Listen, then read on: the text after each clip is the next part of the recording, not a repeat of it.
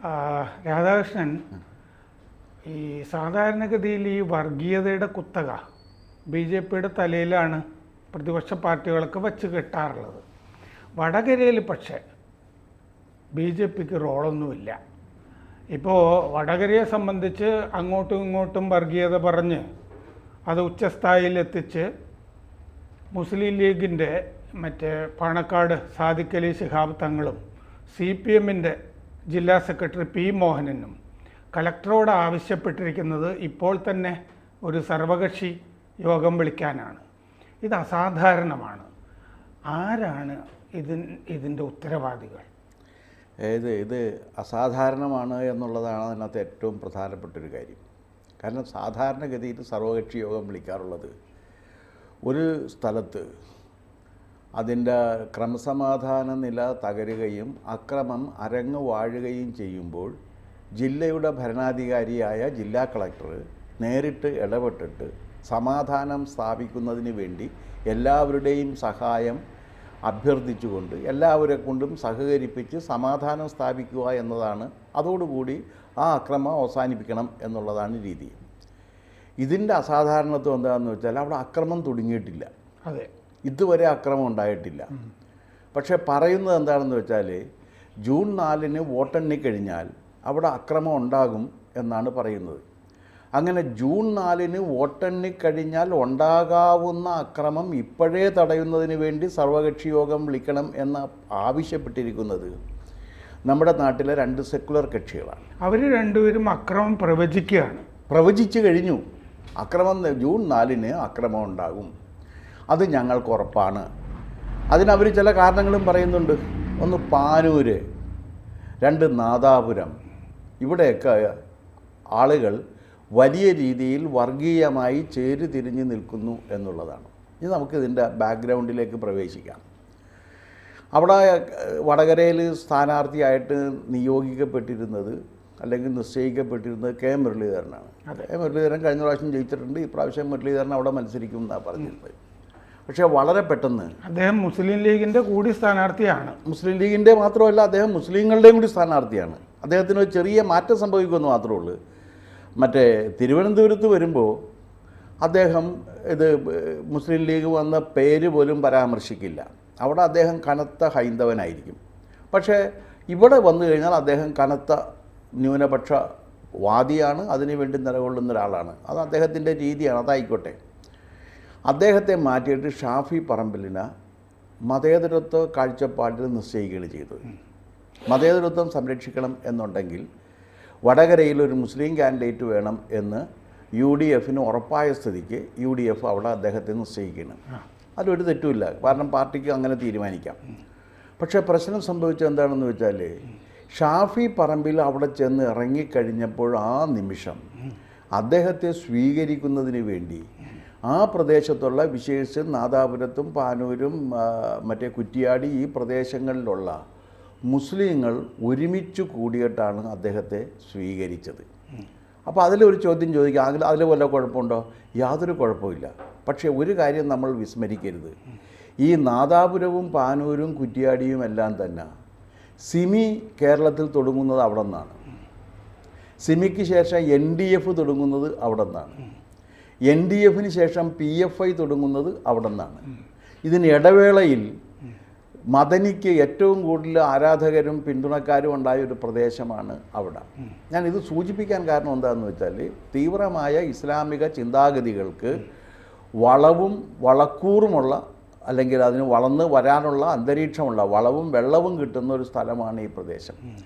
ആ പ്രദേശത്ത് popular front of India നിരോധിക്കപ്പെട്ടതിന് ശേഷം ഷാഫി ചെന്നിറങ്ങുമ്പോൾ ആ നിരോധിത സംഘടനകളുമായി ബന്ധപ്പെട്ട് പ്രവർത്തിച്ചിരുന്ന എല്ലാവരും തന്നെ ഷാഫിയെ സ്വീകരിക്കുന്നതിന് വേണ്ടി ഉണ്ടായിരുന്നു. അത് ഒരു അസാധാരണത്വമാണ്. നിങ്ങൾ നേരത്തെ പറഞ്ഞ ഒരു അസാധാരണത്വമാണത്. കാരണം അങ്ങനെ ഒരു സ്ഥാനാർത്ഥിയെ UDFൻ്റെ ഒരു സ്ഥാനാർത്ഥി, മുസ്ലിം ലീഗിൻ്റെ സ്ഥാനാർത്ഥിയെ പോലും മറ്റേ പിന്തുണ പ്രഖ്യാപിക്കുകയും ചെയ്തിരുന്നു. പിന്തുണ പ്രഖ്യാപിക്കുകയും ചെയ്തു, പിൻവലിക്കുകയും ചെയ്തില്ല. ഇല്ല. അത് കാരണം ഒരു കാര്യമുള്ളത്, തെരഞ്ഞെടുപ്പിൽ ആരെങ്കിലും ഒരാൾ വോട്ട് ചെയ്യുമെന്ന് തീരുമാനിച്ചാൽ അവർ വോട്ട് ചെയ്യും. നിങ്ങളാരാണ് വേണ്ടെന്ന് പറയാനായിട്ട്? നിങ്ങൾക്ക് എന്ത് അധികാരമുണ്ട്? നിങ്ങൾ തിരഞ്ഞെടുപ്പിൽ മത്സരിക്കുന്നത് വോട്ട് ചോദിച്ചുകൊണ്ടാണ്. എല്ലാവരും വോട്ട് ചെയ്യണമെന്ന് പറഞ്ഞിട്ടാണ് നിങ്ങളുടെ അഭ്യർത്ഥന പോകുന്നത് തന്നെ. അങ്ങനെയുള്ളൊരു സ്ഥാനാർത്ഥിക്ക് നിന്നവരൊക്കെ വോട്ട് ചെയ്യേണ്ട എന്ന് പറയുന്നതിൽ എന്ത് ന്യായീകരണം ഉള്ളത്? അതെന്തും ആയിക്കോട്ടെ. അപ്പോൾ SDPIയുടെയും കൂടി പിന്തുണ കിട്ടി എന്നുള്ളതാണ്. ഇത് കിട്ടിക്കഴിഞ്ഞപ്പോൾ സ്വാഭാവികമായിട്ടും ഇനി ഈ നാദാപുരത്തിനും പാനൂരിനും ഒക്കെ നൂറ്റാണ്ടുകൾക്ക് മുൻപുള്ളൊരു ചരിത്ര പശ്ചാത്തലവും കൂടിയുണ്ട്. ഉണ്ണിയാർച്ച കഥ നിങ്ങൾക്കും അറിയാവുന്നതാണ്. ഉണ്ണിയാർച്ച നാദാപുരത്ത് അങ്ങാടിയിലൂടെ നടന്നത് ആരുടെ മുഷ്ക അവസാനിപ്പിക്കുന്നതിന് വേണ്ടിയിട്ടായിരുന്നു? അത് വടക്കമ്പാട്ടിൽ പൊതുവെ അങ്ങനെ ഒരു വില്ലനുണ്ട്. ജോനകപ്പുളപ്പ് ഇല്ലാതാക്കുന്നതിന് വേണ്ടി ഉറുമിയുമെടുത്ത് മുന്നിൽ പോയി അവരെ ഒതുക്കിയ വീരനായിക എന്ന നിലക്കാണ് ഉണ്ണിയാർച്ച വടക്കൻ പാട്ടിൽ അവതരിക്കപ്പെട്ടിട്ടുള്ളത്. ഇനി അത് വേണ്ട, വള്ളത്തോൾ കവിതയിൽ വരുന്ന മുസ്ലിം എങ്ങനെയാണ് വരുന്നത്? വള്ളത്തോൾ കവിതയിൽ വരുന്ന മുസ്ലിമും മുഷ്കനായിട്ടുള്ളൊരു മുസ്ലിമിനെയാണ് വരുന്നത്. ഞാനിത് പറയുന്ന മുസ്ലിങ്ങളെല്ലാം മുഷ്കന്മാരാണെന്നോ അവരെല്ലാം വഷൾമാരാണെന്നോ പറയാൻ വേണ്ടിയിട്ടല്ല. ആ പ്രദേശത്ത് ഒരു ഹൈന്ദവ ഇസ്ലാമിക ധ്രുവീകരണവും അതിനെ തുടർന്നുള്ള സംഘർഷവും പണ്ട് മുതലേ ഉള്ള സ്ഥലങ്ങളാണ്. ആ സ്ഥലങ്ങളാണ് ഇപ്പോൾ സാദിഖ് അലി ശിഹാബ് തങ്ങൾ ചൂണ്ടിക്കാണിക്കുന്നത്. അവിടെയൊക്കെ സംഘർഷം ഉണ്ടാകുമെന്നാണ് പറയുന്നത്. അപ്പോൾ ആ ഒരു പാരമ്പര്യം ഇപ്പോഴും തുടർന്നുകൊണ്ട് വരുന്നു എന്നുള്ളതാണ്. ഈ പശ്ചാത്തലത്തിലാണ് ഇവർ ഇസ്ലാമിക ധ്രുവീകരണത്തിന് വേണ്ടി UDF ബോധപൂർവമോ അബോധപൂർവമോ ശ്രമിച്ചപ്പോൾ, അത് ഞാൻ ബോധപൂർവമാണ് എന്ന് കൂടി ആരോപിക്കാൻ ഈ സന്ദർഭം ഉപയോഗിക്കുന്നത്. എന്തുകൊണ്ട് എന്ന് വെച്ച് കഴിഞ്ഞാൽ ഷാഫി പറമ്പിൽ പാലക്കാട് ജയിക്കുന്നതും പാലക്കാട് ആ നിയോജക മണ്ഡലത്തിലുള്ള മുസ്ലിം വോട്ടിൻ്റെ കൺസോളിഡേഷൻ കൂടി കൊണ്ടാണ് ജയിക്കുന്നത്, അല്ലാതെ അല്ല ജയിക്കാറുള്ളത്. അപ്പം അങ്ങനെ നിഷേധിക്കുന്നുമില്ല. അങ്ങനെ മുസ്ലിം വോട്ട് അദ്ദേഹത്തിന് കിട്ടുന്നതിൽ എന്തെങ്കിലും കുഴപ്പമുണ്ടെന്നല്ല ഞാനീ പറയുന്നത്. അദ്ദേഹത്തിൻ്റെ പശ്ചാത്തലത്തിൽ ഇങ്ങനെ ഒരു സംഭവം ഉണ്ട് എന്നുകൂടിയാണ് ഞാൻ ഈ സൂചിപ്പിക്കുന്നത്. അങ്ങനെ ഉള്ള ഷാഫി പറമ്പിൽ ഇങ്ങനെ വേണ്ടി മുസ്ലിങ്ങൾ ഒരു ഭാഗത്ത് ഒത്തുചേർന്നപ്പോൾ അവിടെയുള്ള ഹിന്ദുക്കൾ, വിശേഷിച്ചും തീയന്മാരെ വളരെ പ്രകടമായിട്ട് ശൈലജയ്ക്ക് വേണ്ടി നിലകൊണ്ടു എന്നുള്ളതും ഒരു വസ്തുതയാണ്. ഇത് 1957 CH കണാരൻ വലിയ നേതാവാണല്ലോ. വലിയ നേതാവാണ് അദ്ദേഹം.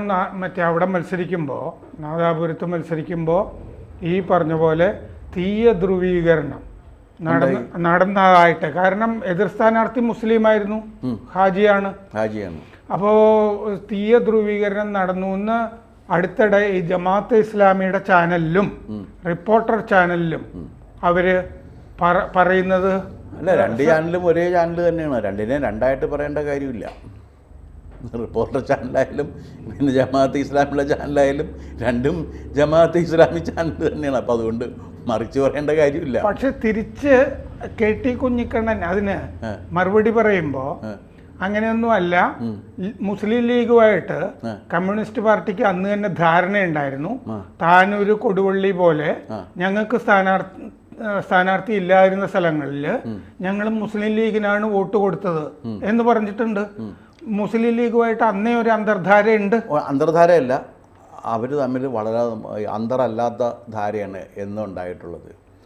മുസ്ലിം ലീഗിന് ഇന്ന് കാണുന്ന വിധത്തിലുള്ള ഒരു രാഷ്ട്രീയ മാന്യത ഉണ്ടാക്കി കൊടുക്കുന്നതിൽ കമ്മ്യൂണിസ്റ്റ് പാർട്ടി വഹിച്ചിട്ടുള്ള പങ്ക് വളരെ വലുതാണ്.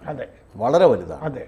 കാരണം മുസ്ലിം ലീഗിനെ പരിപോഷിപ്പിക്കുന്നതിന് വേണ്ടി 67-ൽ EMS കാട്ടിക്കൂട്ടിയത് എന്തൊക്കെയാണ് എന്ന് നമുക്കറിയാം. 57-ൽ ഒരു കാര്യം പറയട്ടെ.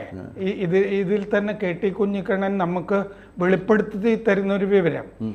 അതായത് അന്ന് ബാഫക്കി തങ്ങൾ മറ്റേ ഈ ഇതിനെതിരായിരുന്നു കമ്മ്യൂണിസ്റ്റുകൾക്ക്. പക്ഷെ 1957-ൽ EMS സർക്കാർ PSCയിൽ അങ്ങ് ചെയർമാനാകുന്നതിനൊക്കെ മുമ്പ് അന്നത്തെ PSCയിൽ ഇവർക്ക് സംവരണത്തിൻ്റെ ഒരു തോത് നിശ്ചയിച്ചു കൊടുത്തു. അതിൽ ഞങ്ങൾ ഈ സർക്കാരിനെ അഭിനന്ദിക്കുന്നു എന്ന് തങ്ങൾ പറഞ്ഞതായിട്ട് കുഞ്ഞിക്കണ്ണൻ പറയുന്നുണ്ട്. ആ സംവരണമാണെങ്കിൽ നമ്മുടെ രാജ്യത്ത് നിലനിൽക്കുന്ന നിയമവ്യവസ്ഥ അനുസരിച്ചിട്ട് തെറ്റായ കാര്യമാണ്. എന്താ കാര്യമെന്ന് വെച്ചാൽ മതത്തിൻ്റെ അടിസ്ഥാനത്തിൽ സംവരണം നൽകാൻ പാടില്ല എന്നുള്ളത് ഭരണഘടന അനുശാസിക്കുന്ന കാര്യമാണ്. അത് അംബേദ്കർ പ്രത്യേകിച്ച് പറഞ്ഞിട്ടുണ്ട്. കാരണം സംവരണം കൊടുക്കുന്നത് ജാതിയുടെ അടിസ്ഥാനത്തിലാണ്, മതത്തിൻ്റെ അടിസ്ഥാനത്തിലല്ല. അതിന് ന്യായവുമുണ്ട്. എന്താ കാരണം എന്ന് വെച്ച് കഴിഞ്ഞാൽ ദളിതർ ഒരു കാലത്ത് പോലും ചില ഈ എന്താ പറയണത് ചില ആരോപിത കഥകളിൽ ദളിത രാജാക്കന്മാരുണ്ടായിരുന്നു, ദളിതൻ രാജ്യം ഭരിച്ചിരുന്നു എന്നൊക്കെ പറയുന്നുണ്ട്. അങ്ങനെ ഒരു കാര്യമാണ്. നിങ്ങൾക്ക് വായിക്കാവുന്നൊരു പുസ്തകം, ഒരു നല്ലൊരു ഫലിത ഗ്രന്ഥത്തിൻ്റെ പേര് ഞാൻ പറയാം. കേരള ഹിസ്റ്ററി അസോസിയേഷൻ പ്രസിദ്ധീകരിച്ചിട്ടുള്ള 2 വോളിയത്തുള്ള കേരള ചരിത്രമുണ്ട്. വെറുതെ തമാശക്കെടുത്ത് വായിക്കാവുന്നതാണ്. വായിച്ചു കഴിഞ്ഞാൽ ഒരു ഗുണം എന്താണെന്ന് വെച്ചാൽ അതിൽ പറയുന്നത് എല്ലാ ജാതിക്കാരുടെയും ചരിത്രം അതാത് ജാതിക്കാരെ കൊണ്ട് എഴുതിച്ചൊക്കെയാണ്. അപ്പോൾ എല്ലാ ജാതിക്കാരും പറയുന്നത് എന്താണ്, അച്യുതമേനോനാണ് അത് ചെയ്യിക്കുന്നത്, അതും കൂടി മനസ്സിലാക്കണം. എല്ലാ ജാതിക്കാരും പറയുന്നത് കേരളത്തിലെ രാജാക്കന്മാർ അവരായിരുന്നു എന്നാണ്. അപ്പോൾ അങ്ങനെ ചിലത് മാറ്റി നിർത്തിക്കഴിഞ്ഞാൽ ദളിതർക്ക് അങ്ങനെ വലിയ അധികാരമൊന്നും ഭൂമിയിലില്ല. അധികാരത്തിൻ്റെ കേന്ദ്രങ്ങളിൽ ദളിതനില്ല. സാമൂഹികമായ ഉച്ചനീചത്വം അവനുണ്ടായിരുന്നു. ഇതൊക്കെ അനുഭവിച്ചിട്ടുള്ളവരാണ്. പക്ഷേ മുസ്ലിം സമുദായം അങ്ങനെയല്ല. മുസ്ലിം സമുദായം നൂറ്റാണ്ടുകളോളം ഇന്ത്യ ഭരിച്ച സമുദായമാണ്. ഇതെൻ്റെ അഭിപ്രായമല്ല. നൂറ്റാണ്ടുകളോളം ഇന്ത്യ ഭരിച്ച സമുദായം എന്ന നിലക്ക് തന്നെ മുസ്ലിങ്ങൾക്ക് ഒരു കാരണവശാലും ഹിന്ദുക്കളുടെ കീഴിൽ ഇരുന്ന് ഭരിക്കപ്പെടാൻ സാധ്യമല്ല എന്ന് പറഞ്ഞത് ജിന്നയാണ്. അത് മുസ്ലിം ലീഗ് ഉണ്ടാക്കുന്ന സമയത്ത് അവർ വെച്ച ഡിമാൻഡുകളിലൊന്നായിരുന്നത്. അതിൽ തെറ്റുമില്ല, കാരണം അവരങ്ങനെ ചെയ്തിരുന്നവരല്ലേ. അവർക്ക് അതുകൊണ്ട് സെപ്പറേറ്റ് രാജ്യം വേണം. ഇന്ത്യക്ക് ഇത് ഹിന്ദു ഇന്ത്യ ആയിട്ടുള്ള കീഴിൽ ഞങ്ങൾ നിൽക്കില്ല, അങ്ങനെയാണെങ്കിൽ ഹിന്ദുക്കളെല്ലാം അവരുടെ കീഴിൽ നിൽക്കണം. അപ്പോൾ പക്ഷേ ഒരു യുക്തി അതിനകത്തുണ്ട്. ഇവർ വരുന്നതിന് മുമ്പുള്ള ഹിന്ദുക്കളുണ്ടായിരുന്നല്ലോ, അതവരും വിസ്മരിക്കുകയാണ്. എല്ലായിടത്തും അവരങ്ങനെ വിസ്മരിക്കുന്ന ഒരു രീതിയുണ്ട്. അതിന് മുമ്പുള്ളതൊക്കെ പോട്ടെ, ഇവിടുന്ന് ആദ്യം പൂതിയും പേത്താൻ എന്ന് പറയുന്നതിൽ നമുക്ക് ഇവിടുന്ന് തുടങ്ങാമെന്നേ പറയുള്ളൂ. അപ്പോൾ ഈ പ്രശ്നം ഉണ്ടാകുന്നത് അത് വന്നു കഴിഞ്ഞപ്പോഴേക്കും എന്തെല്ലാം കൊടുത്ത്, ഒരു സർവകലാശാല കൊടുത്തില്ലേ, അതും തേഞ്ഞിപ്പലത്ത് ഒരു ജില്ല കൊടുത്ത്, അവരെന്തെല്ലാം ആവശ്യപ്പെട്ടോ അതൊക്കെ കൊടുത്തുകൊണ്ടാണ് EMS അവരുമായി സന്ധി ചെയ്തത്. EMS അങ്ങനെ സന്ധി ചെയ്യുന്നതിന് EMSൻ്റെ മനസ്സിൽ ഉറഞ്ഞു കിടക്കുന്ന ഒരു പേടി കൂടി കാണുമെന്നാണ് ഞാൻ കരുതുന്നത്. അത് ആഹ്വാനവും താക്കീതും മാപ്പിള ലഹള. കാരണം ഭാര്യംകുന്നത്ത് കുഞ്ഞഹമ്മദ് ഹാജി ഗറില്ല പോരാട്ടമാണ് നടത്തിയതെന്ന് ഈ ആഹ്വാനവും താക്കീതും എന്ന് പറഞ്ഞ ലേഖനത്തിൽ പറഞ്ഞിട്ടുണ്ട് EMS. പക്ഷേ വേറൊരു കാര്യമുണ്ട്. ആ EMSൻ്റെ കുടുംബം, അദ്ദേഹം അടക്കം എന്തിനാണ് അവിടെ നിന്ന് രാഖി രാമാനം ഒളിച്ചോടി ഇരിങ്ങാലക്കുട വന്ന് അഭയം തേടിയതെന്നുള്ള കാര്യം പറയുന്നില്ല. EMS സമർത്ഥമായി വസ്തുതകൾ മറച്ചു വെച്ചുകൊണ്ട് അതാത് സന്ദർഭത്തിൽ തോന്നുന്ന കാര്യങ്ങൾക്ക് വേണ്ടി മാത്രം വസ്തുതകൾ എടുത്ത് വ്യാഖ്യാനം നൽകാൻ ശ്രമിച്ച ആശയപരമായ അവസരവാദിയാണ് എന്ന് പറയാൻ ഞാൻ ഈ സന്ദർഭം വിനിയോഗിക്കുകയാണ്. അപ്പോൾ നാദാപുരത്ത് CH കണാരൻ്റെ മറ്റേ സ്ഥാനാർത്ഥിത്വം മുതൽ ഇത്തരം പ്രശ്നങ്ങളുണ്ട്. വർഗീയത ഉണ്ട്, വർഗീയത ഉണ്ട് എന്ന് ഞാൻ ഒന്ന് തിരിച്ചു ചോദിക്കട്ടെ.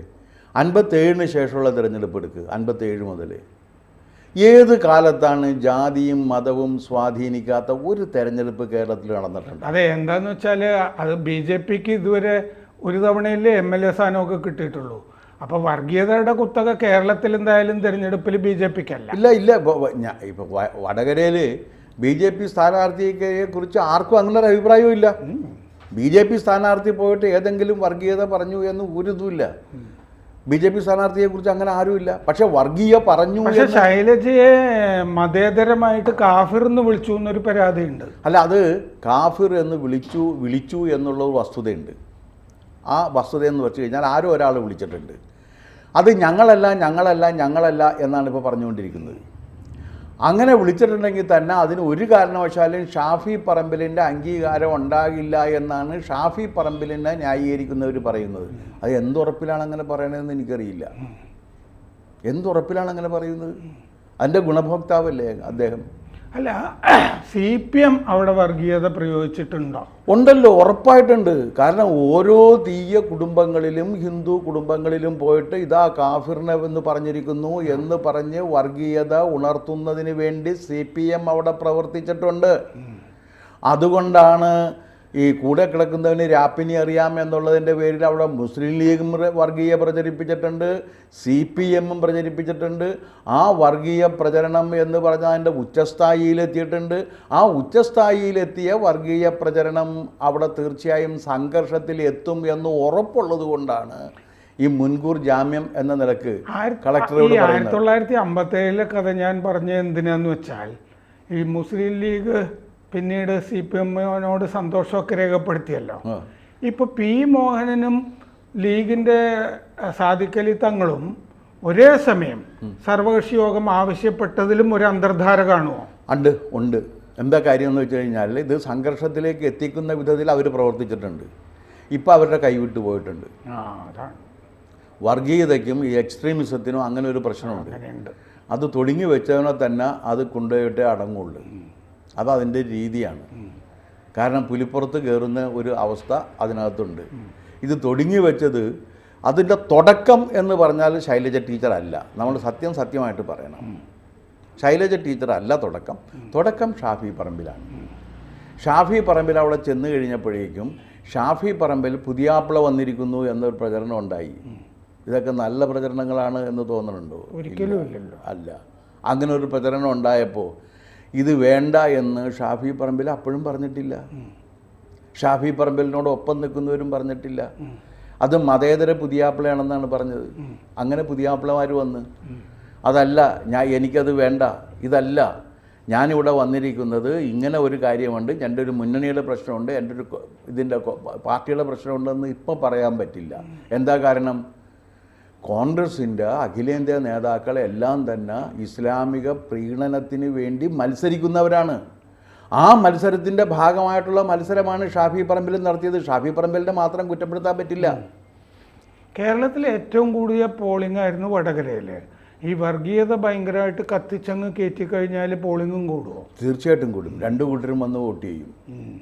ആര് ജയിക്കും എന്ന് പറയാൻ കഴിയാത്ത വിധത്തിൽ ആ ലോജിക്ക് നമ്മൾ അപ്ലൈ ചെയ്യുകയാണെങ്കിൽ മോദി അങ്ങനെയാണെങ്കിൽ വർഗീയ പ്രസംഗങ്ങൾ നടത്തിയില്ലല്ലോ. അല്ല, മോദി എവിടെയാണ്? കാരണം പോളിംഗ് കുറവാണെന്നാണല്ലോ മാധ്യമങ്ങൾ പറയുന്നത്. മോദി എവിടെയാണ് വർഗീയ പ്രസംഗം നടത്തിയിരിക്കുന്നത്? എവിടെയാണ് നടത്തിയിരിക്കുന്നത് വർഗീയ പ്രസംഗം? അല്ല, മോദി തന്നെ ചോദിച്ചൊരു ചോദ്യമുണ്ട്. കൂടുതൽ കുട്ടികളുള്ളവർ എന്ന് പറഞ്ഞു കഴിഞ്ഞാൽ ഉടനെ മുസ്ലിങ്ങളാണെന്ന് നിഗമനത്തിലെത്താൻ നിങ്ങളോട് ആര് പറഞ്ഞു? ഉടനെ നിങ്ങൾ ആ നിഗമനത്തിലെത്തുന്നത് എന്തിൻ്റെ അടിസ്ഥാനത്തിലാണ്? അല്ലെങ്കിൽ രാജ്യദ്രോഹികളുണ്ടെന്ന് പറഞ്ഞാൽ അതെല്ലാം മുസ്ലിങ്ങളാണ് എന്ന് പറയുന്നത് നിങ്ങൾ എന്തിൻ്റെ അടിസ്ഥാനത്തിലാണ്? നിങ്ങൾ ഓരോ കാര്യങ്ങൾ സങ്കല്പിച്ചിട്ട് ഇത് വർഗീയതയാണ് എന്ന് പറയുന്നത്. മോദിയല്ല പറയുന്നത്. മോദി പറയുന്നത് നമുക്ക് ജനസംഖ്യയിൽ ഒരു നിയന്ത്രണം വേണം എന്നാണ്. ജനസംഖ്യ അദ്ദേഹം വിശദീകരിക്കുമ്പോൾ പറഞ്ഞിട്ടുണ്ട് പാവപ്പെട്ടവർക്കാണ് കൂടുതൽ കുട്ടികളുള്ളത്. പിന്നെ അത് മാത്രവുമല്ല, വേറൊരു കാര്യമുണ്ട്. ജനസംഖ്യ എവിടെയെല്ലാം ക്രമാതീതമായി പെരുകുമോ ആ രാജ്യങ്ങളെല്ലാം ജനസംഖ്യയിൽ നിയന്ത്രണം ഏർപ്പെടുത്തും. അങ്ങനെ ഏർപ്പെടുത്തണം എന്നുള്ളത് ലോകനീതിയുടെ ഭാഗം കൂടിയാണ്. അങ്ങനെ ഏർപ്പെടുത്തിയില്ലെങ്കിൽ മൽറ്റ്യൂഷൻ തിയറിയൊക്കെ കേട്ടിട്ടില്ലേ? നമ്മൾ സാമ്പത്തിക ശാസ്ത്രത്തിൽ കേട്ടിട്ടുള്ളതാണല്ലോ മൽറ്റ്യൂഷൻ തിയറിയൊക്കെ വരുന്നതല്ലേ? അപ്പോൾ അങ്ങനെയുള്ള അവസ്ഥകൾ വരും. ചൈന അത് ചെയ്തില്ലേ? അത് ചെയ്തു അവർ. പക്ഷെ അബദ്ധമായി എന്നും വിചാരിക്കുന്നുണ്ട്. അത് വേറെ പ്രശ്നം. അതെങ്ങനെ ചെയ്തു എന്നുള്ള നിയന്ത്രണം വേണ്ടി വരില്ലേ? വേണ്ട. ആളുകൾ മറക്കുന്നൊരു കാര്യമുണ്ട്. ആ കാര്യം എന്താണെന്നറിയാമോ? ആരാണ് സന്താന നിയന്ത്രണം ഒരു സ്റ്റേറ്റ് പ്രോഗ്രാമാക്കി എടുത്ത് ഇവിടെ ഇംപ്ലിമെൻ്റ് ചെയ്തത്? സഞ്ജയ് ഗാന്ധിക്ക് മുൻപാരായിരുന്നു. സഞ്ജയ് ഗാന്ധിക്ക് മുൻപത് അച്യുതമേനോൻ ചെയ്തതാണ് കേരളത്തിൽ. അന്ന് ബക്കറ്റുമായി പോയി എല്ലാവർക്കും ഓരോ പ്ലാസ്റ്റിക് ബക്കറ്റ് കൊടുത്ത മഹാന്റെ പേരാണ് എസ് കൃഷ്ണകുമാർ. എറണാകുളം ജില്ല അത് ഗംഭീരമായിട്ട് ഇംപ്ലിമെൻ്റ് ചെയ്ത സ്ഥലമാണ്. അതിനുശേഷം ഉണ്ടായ മാറ്റങ്ങളും ശ്രദ്ധേയമാണ്. അപ്പോൾ അതുകൊണ്ട് അത് അന്നൊരു വലിയ ഉത്സവമായിട്ട് അല്ലെങ്കിൽ ആഘോഷമായിട്ട് ജനസംഖ്യാ നിയന്ത്രണത്തിന് വേണ്ടിയുള്ള കാര്യങ്ങൾ നടത്തിയതല്ലേ? തിരിച്ച് ഈ വടകരയിലേക്ക് വന്നാൽ എന്താണ് ഇനിയിപ്പോൾ അവസ്ഥ? എന്താണ്? അല്ല, ഇവരുടെ രണ്ടുപേരുടെയും പ്രസ്താവന ഇന്ന് മലയാള പത്രങ്ങൾ വേണ്ടത്ര കൊടുത്തിട്ടില്ലെന്ന് തോന്നുന്നു. ഞാൻ ടൈംസ് ഓഫ് ഇന്ത്യയിലാണ് അത് ടൈംസ് ഓഫ് ഇന്ത്യ വിസ്തരിച്ച് കൊടുത്തിട്ടുണ്ട്. അപ്പോൾ അതിൽ നിന്ന് എനിക്ക് ബോധ്യമായിട്ടുള്ളൊരു കാര്യം എന്ന് പറഞ്ഞാൽ അവരുടെ പിടിവിട്ടു പോയിരിക്കുന്നു കാര്യങ്ങൾ എന്നുള്ളതാണ്. ആര് ജയിച്ചാലും പാടില്ല എന്ന് പറഞ്ഞാൽ ആര് തോറ്റാലും പാടില്ല എന്നല്ലേ അതിൻ്റെ അർത്ഥം? അപ്പോൾ ഏതെങ്കിലും ഒരു പാർട്ടി ജയിക്കുകയും ഒരു പാർട്ടി തോൽക്കുകയും ചെയ്തു കഴിഞ്ഞാൽ അവിടെ തീർച്ചയായിട്ടും വർഗീയ കലാപം ഉണ്ടാകുമെന്ന് ഇത് ആളിക്കത്തിച്ച CPM-ൻ്റെ മോഹനും സാദിഖ് അലി തങ്ങൾക്കും അറിയാം. എന്താണ് ഇനിയിപ്പോൾ ഒരു പരിഹാരം? ഒരു പ്രശ്നം ഉണ്ടാകുന്നതിന് മുമ്പ് എങ്ങനെയാണ് പ്രശ്നം പരിഹരിക്കുക? ഉണ്ടായിട്ടല്ലേ പ്രശ്നം പരിഹരിക്കാൻ പറ്റുള്ളൂ. മാത്രമല്ല അവർ പരിഹാരമായിട്ട് കാണുന്നത് നേരത്തെയുള്ള ഈ സർവകക്ഷി യോഗം വിളിച്ചിട്ട് നമ്മളെല്ലാവരും എന്ത് വന്നാലും ഒരുമിച്ച് നിൽക്കണമെന്ന് പറയാൻ വേണ്ടിയിട്ടാണ്. അത് എന്തിൻ്റെ അടിസ്ഥാനത്തിൽ നടത്തുമെന്ന്?